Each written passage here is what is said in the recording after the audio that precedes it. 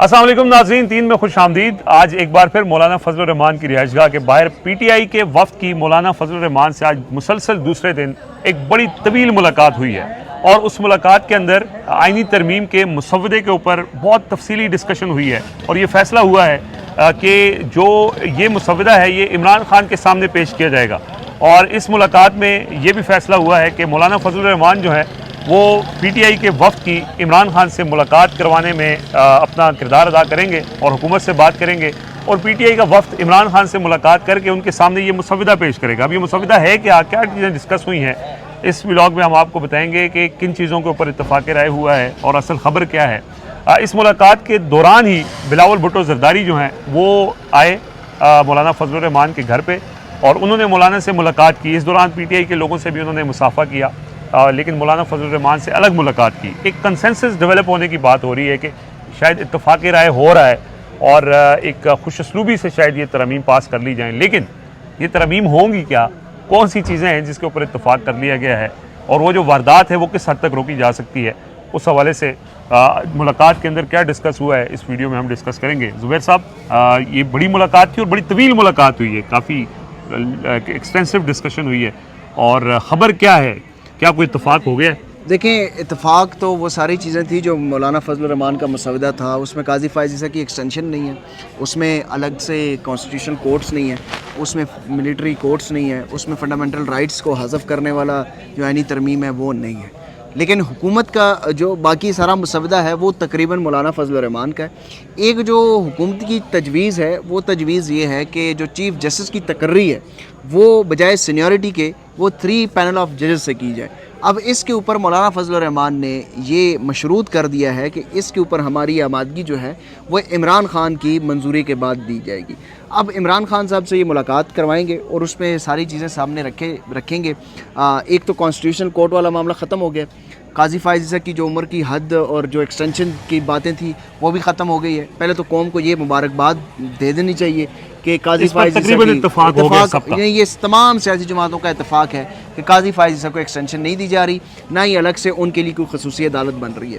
अब जो मामला फंस चुका है वो मामला फंसा है चीफ जस्टिस की तकर्री के मुताबिक कि अगले चीफ जस्टिस कौन होंगे और उनकी तकर्री का तरीक़ाकार जो है वो क्या होगा। इससे पहले पाकिस्तान में जो मुरवजा तरीक़ाकार है वो ये है कि जो senior most chief justice supreme court का जज होता है, सीनियर प्यूनी जज, वो नेक्स्ट चीफ जस्टिस होता है। लेकिन अब जो तजवीज़ है उसके अंदर 3 पैनल ऑफ जजेस, यानी कि जो सीनियर मोस्ट 3 जजेस होंगे, justice Mansoor Ali Shah, justice Muneeb Akhtar, justice Yahya Afridi. इसमें ये 3 नाम जाएंगे प्राइम मिनिस्टर को और प्राइम मिनिस्टर जो है वो उनमें से एक नाम जो है वो पार्लिमानी कमेटी के साथ मुशावरत के बाद वो चुनेगा और वो नाम जो है वो सदर मुमलिकत को भेजेगा और वहाँ से 3 जजेस में से एक जो है वो चीफ जस्टिस मुकर्रर कर दिया जाएगा। जिस तरह आर्मी चीफ़ का मामला होता है, आर्मी चीफ़ में 3 पैनल लेफ्टिनेंट जनरल नहीं होते, उसमें 5 नाम जाते हैं या 4 नाम जाते हैं या उसके अलावा भी कोई नाम जो है वो प्राइम मिनिस्टर चाहे तो चुन सकता है। लेकिन मौलाना फजल रहमान ने भी इस शिक के ऊपर, इस तजवीज़ के ऊपर ये मशरूत कर दिया है कि इमरान खान से मुलाकात होगी, इमरान खान इसकी मंजूरी देंगे तो फिर उसके बाद इस मामले पर बात आगे बढ़ेगी। अब बात यह है कि कल इमरान खान से मुलाकात अगर होती है, पहले तो उनका जो केस था कल वो तब्दील कर दिया है, वो अडयाला जेल में नहीं होगा, वो अब दोबारा से जुडिशल कम्प्लेक्स में यानी वो वकला मीडिया नुमाइंदों से अपने लोगों से नहीं मिल सकेंगे। लेकिन कुछ मुलाकात इससे पहले भी जब एक उनका मेडिकल चेकअप करवाया गया था तो वो मेडिकल चेकअप करवाने के लिए मौलाना फजल रहमान ने बड़ा इंपॉर्टेंट रोल प्ले किया था। उन्होंने मोहसिन नकवी को कॉल की थी, उसके बाद वो मोहसिन नकवी साहब ने पेशकश की थी, सरकारी मेडिकल बोर्ड जाकर इमरान खान का मुआयना किया गया था। अब भी मौलाना फजल रहमान जो है वो मोहसिन नकवी से रब्ता करेंगे और कोशिश की जाएगी कि इमरान खान से मुलाकात करवाई जाए और उनसे कंसेंट जो है वो उसका लिया जाए। अच्छा, इसमें जो आप बात कर रहे हैं कि जो पैनल ऑफ जजेस हैं ये एक माइनस मंसूर अली शाह फार्मूला है और कि 3 पैनल आ जाएँ उसमें होपफुली कि पहले मंसूर अली शाह भी और मुनीब अख्तर भी जो प्रॉब्लमेटिक हैं वो चले जाएं और शायद तीसरे नंबर पे जस्टिस याहिया अफरीदी को चुन लिया जाए। ये इस फार्मूले के ऊपर क्या इमरान खान मानेंगे नहीं मानेंगे, असल सवाल ये है। और वो जो इस वक्त सिचुएशन है उसके अंदर जो इमरान खान का उसूली मौक़िफ़ है वो तो इस पे मेरा नहीं ख्याल कि एग्री होंगे। अगर नहीं एग्री होंगे तो फिर क्या सूरत हाल पैदा होगी? देखें, इस वक्त ये जो 3 पैनल ऑफ जजेस है ना, ये एक तरह से इनको एक यकीन दहानी ये भी करवाई गई है कि चीफ जस्टिस जो है वो जस्टिस मंसूर अली शाह ही होंगे। सिर्फ हम इस कानून को तब्दील करना चाहते हैं कि आइंदा आने वाले जो चीफ जस्टिस होंगे उनकी तकर्री जो है वो 3 जजेस ऑफ पैनल में होगी। लेकिन इस दफा जस्टिस मंसूर अली शाह ये यानी यकीन दहानी कराई जा रही है, गारंटी है या लॉलीपॉप है, इसका भी कुछ नहीं कह सकते। लेकिन ये गारंटी उधर से हुई है। उसके जो मौलाना फजल रहमान है उन्होंने ये कहा है कि इस बार तो जस्टिस मंसूर अली शाह ही होंगे। ये कानून अगर करना भी है तो ये कानून फिर आप नेक्स्ट उसमें कर सकते हैं। अब इसमें ये जो लॉलीपॉप है, ये मेरे ख्याल से ये लॉलीपॉप नहीं भी होगा, गारंटी भी हो सकती है। उसकी कुछ वजूहात हैं। जस्टिस मंसूर अली शाह, जस्टिस याहिया अफरीदी, ये तकरीबन सेम है। बुनियादी तौर पर रास्ता जो रोकना है वो मुनीब अख्तर का है। ये कानून साजी के ज़रिए जस्टिस मुनीब अख्तर का भी रास्ता रोकना है, जस्टिस आयशा का भी रास्ता रोकना है, दीगर भी जो अपराइट जजेस हैं सुप्रीम कोर्ट के जो आने वाले वक्तों में चीफ जस्टिस बनेंगे उनका रास्ता रोकना है। इस वक्त जस्टिस मंसूर अली शाह उनको सूट भी करते हैं, वो प्रॉब्लम नहीं है। जस्टिस मंसूर अली शाह के नाम के ऊपर इतफाक़ भी कर लिया जाएगा और ये जो गारंटी दी गई है इसके ऊपर वो गारंटी पर अमल भी कर लिया जाएगा। लेकिन बुनियादी सवाल ये है कि क्या इमरान खान इस शर्त के ऊपर मानेंगे? मेरा ये ख्याल है, जितना हमने इमरान खान को कवर किया है, जितना इमरान खान के स्टांस को हम करीब से देख चुके हैं, जितना इमरान खान को अडियाला जेल में और अटक जेल में कैद होने के बाद मैंने उनकी सारी प्रोसीडिंग्स, मैंने उनकी सारी गुफ्तगू, उनको करीब से उनके जितने भी बयानात हैं उनको देखा है, उनकी स्ट्रेटजी, उनकी पॉलिटिकल स्ट्रेटजी को देखा है, उनकी मीडिया स्ट्रेटजी को देखा है। उसके बाद मुझे 10% भी यकीन नहीं है कि इमरान खान इस शर्त के ऊपर एग्री करेंगे। उसकी रीज़न ये है कि इस कानून के तहत जो है वो बुनियादी तौर पर जुडिशरी को अंडरमाइन करने की कोशिश की जाएगी। इस कानून के तहत जुडिशरी को वज़ीर-ए-आज़म के मातहत लाने की कोशिश की जाएगी। वज़ीर-ए-आज़म इस मुल्क में पहले से आज़ाद नहीं है। जिनके मातहत वज़ीर-ए-आज़म हैं उनके मातहत जुडिशरी को लाने की कोशिश की जाएगी। तो इमरान खान साहब इस वक्त अगर कोई ये समझता है कि एक वो कहते हैं कि कॉम्प्रोमाइज़ कर लेंगे और किसी कॉम्प्रोमाइज़ के नतीजे में इस आइनी तरमीम में वो अपना वोट दे देंगे तो कल को उनके लिए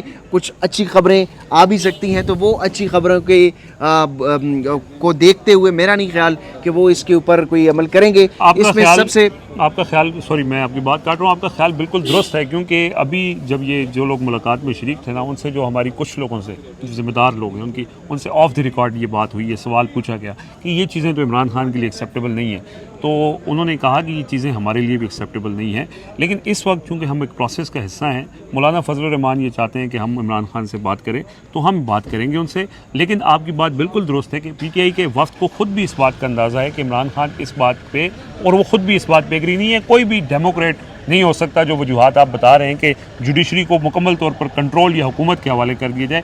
शायद इसके ऊपर supreme court, bar association, Pakistan bar council, वकला तंजीमों का भी पहले भी रद्द-ए-अमल दे चुके हैं कि 26 अक्टूबर को उन्होंने कह दिया कि हमारा chief justice justice Mansoor Ali Shah. बिल्कुल। अब यही बात है कि ये एक प्रोसेस है। मौलाना फजल रहमान एक प्रोसेस के ज़रिए चल रहे हैं और इस वजह से वो अभी एक प्रोसेस है, इमरान खान से मुलाकात हो जाएगी, वो इनकार कर देंगे तो मौलाना का ये पीटीआई को ये गारंटी है कि जो भी फैसला होगा वो इत्तफाक राय से होगा और मुश्तरका होगा। अगर इमरान खान नहीं मानते तो मौलाना दोबारा गवर्नमेंट के पास ये बात लेके जाएंगे कि इन चीज़ों के ऊपर तो पीटीआई का इत्तफाक ही नहीं है और हम तो इसमें आगे नहीं बढ़ सकते। क्योंकि मौलाना कल प्रेस कॉन्फ्रेंस के अंदर ये वाज़े तौर पर ये कह चुके हैं कि जो भी बात होगी वो हमारा मुश्तरका अमल होगा और एक पाकिस्तान की सबसे बड़ी जमात को इतने बड़े आइनी तरमीमी अमल से बाहर नहीं रखा जा सकता। ये स्टेटमेंट काफ़ी है ये बात बताने की। देखिए, इस सारे मामले में मौलाना फजल रहमान ने जो इम्पोर्टेंट बात की है वो ये कह रहे हैं कि या हमें आप कायल कर लें या हमसे आप कायल हो जाएं।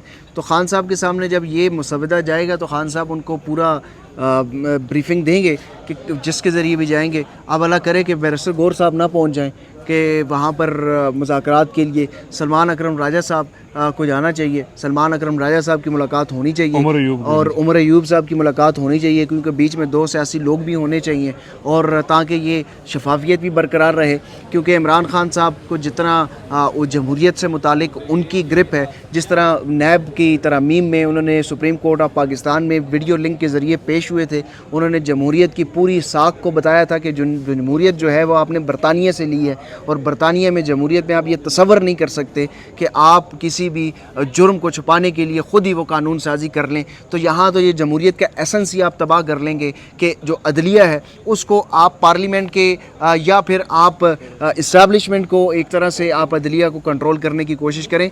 तो इसके ऊपर कभी भी कोई भी नहीं मानेगा, इसके ऊपर ना इमरान खान मानेंगे, ना पाकिस्तान तहरीक इंसाफ मानेगी, ना आवाम मानेगी, ना बार कौंसल्स मानेंगे, ना वकला मानेंगे, और ना जजेस ना मानेंगे। शायद मौलाना भी मानते हों, लेकिन मौलाना एक प्रोसेस, वो कह रहे हैं कि 25 तक इस प्रोसेस को लेके जाना देखें, है। अब एक चीज़ से ये प्रोसेस तो रुक गया ना, ये प्रोसेस अब आगे उस दिन बढ़ेगा जब इमरान खान से मुलाकात होगी। जब इमरान खान साहब से मुलाकात होगी तब ये प्रोसेस आगे और ये बढ़ेगा। मुलाकात मेरे ख्याल में हुकूमत को जितनी तेज़ी है, ये मुलाकात उनसे जल्द करवा ली हो जाएगी। सकता है रात को ही हो रात को भी हो जाए, कल सुबह हो जाए। अच्छा, ये मुलाकात भी हो जाएगी, उसके बाद भी असल बात ये है कि जो बुनियाद है कि इस वक्त जो वारदात डाली जा रही है उसको रोका जाए।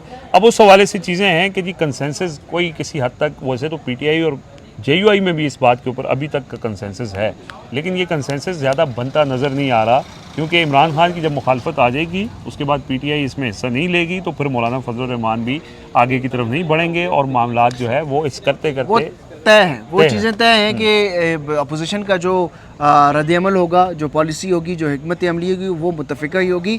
और जो मौलाना वो मैं बात कर रहा था कि जब इमरान खान से मुलाकात करवाई जाएगी तो उसके बाद वो जो ब्रीफिंग देंगे फिर वो मौलाना को कायल कर लेंगे कि इस वारदात के पीछे जो है वो असल कहानी क्या है। और मौलाना साहब भी किसी भी वारदात, इस वक्त किसी भी वारदात, ये भी हो सकता है, इसमें ये भी हो सकता है कि अगर यही आईनी तरमीम लानी है तो खान साहब ये भी कह दें कि अच्छा फिर जस्टिस मंसूर अली शाह को ही अगर लगाना है, पहले उनका नोटिफिकेशन जारी कर दो, फिर उसके बाद देखेंगे कि आईनी तरमीम करनी है या नहीं है। इस वक्त तो जस्टिस मंसूर अली शाह का नोटिफिकेशन करें। ये हो सकता है कि मामला उस तरफ बढ़े, क्योंकि मौलाना फजल रहमान बार बार ये कह चुके हैं कि जस्टिस मंसूर अली शाह का नोटिफिकेशन जारी करें, इसी में हुकूमत की भलाई है। जस्टिस मंसूर अली शाह का नोटिफिकेशन अगर जारी हो गया तो फिर तमाम सियासी जमातें मिलकर जुडिशल रिफॉर्म्स भी करेंगी, फिर इलेक्शन के लिए इलेक्शन इस्लाहात भी होंगी जो कि ज़रूरी हैं इस मुल्क में। अगर आगे बढ़ना है तो फिर इलेक्शन तो नए होने हैं, उसके लिए इस्लाहात तो ज़रूरी है, वो जुडिशल भी होंगी, वो इलेक्शन के लिए भी होंगी, लेकिन सबसे पहले सबसे इम्पॉर्टेंट चीज़ जो है वो जस्टिस मंसूर अली शाह का नोटिफिकेशन। और आज जस्टिस मंसूर अली शाह ने जो 8 रुकनी बेंच है जिन्होंने मखसूस नशिस्तों का फैसला दिया था, उन्होंने तहरीरी तौर पर इलेक्शन कमीशन को वजाहत कर दी है अपने फैसले की, क्योंकि इलेक्शन कमीशन ने सीटें देने का जो मामला था, मखसूस नशिस्तें, आज ये समझा जा रहा था कि इलेक्शन कमीशन, बल्कि कुछ खबरें भी कुछ चैनल्स ने चलाई कि इलेक्शन कमीशन ने मुशावरत मुकम्मल कर ली है और वो जो मखसूस नशिस्तें हैं वो हुकूमत को दे देंगे और उनका नंबर पूरा हो जाएगा। लेकिन मीनवाइल सुप्रीम कोर्ट के 8 जजेस की जानिब से ये फैसला जारी किया गया कि जो भी हमसे इलेक्शन कमीशन ने हमसे वजाहत मांगी थी, और पीटीआई जो एक पार्टी है, इसके ऊपर हमारा मौक़िफ़ वही है कि जो सीटें हमने पहले फ़ैसला दिया था कि ये पीटीआई को दी जाएं, उस पर मुकम्मल अमल दरामद किया जाए, इसके अलावा कोई रास्ता नहीं है। तो सुप्रीम कोर्ट ने इलेक्शन कमीशन का रास्ता रोक दिया है जो वो वारदात डालने जा रहे थे, सीटें हुकूमत के हवाले करके, ताकि हुकूमत के नंबर्स पूरे हो जाएं।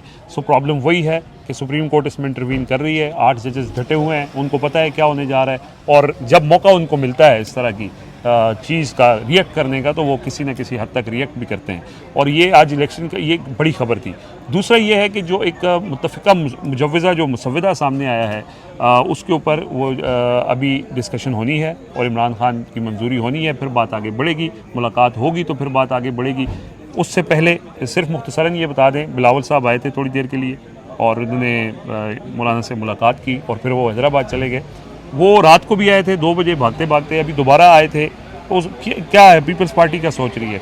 देखिए, पीपल्स पार्टी तो इस वक्त ये चाह रही है कि ये किस तरीके से आईनी तरमीम हो जाए, क्योंकि उनको ये टास्क दिया गया कि ये आईनी तरमीम करनी है और मिनिमम वारदात के ऊपर ये मामला लेकर आ गए हैं। और ये 3 रुकनी जो बेंच है, जो पैनल वाला मामला है, ये भी पीपल्स पार्टी ने मिनिमाइज़ कर लिया है, इस हद तक ले आए हैं। ये मौलाना फजल रहमान की भी कोशिश है।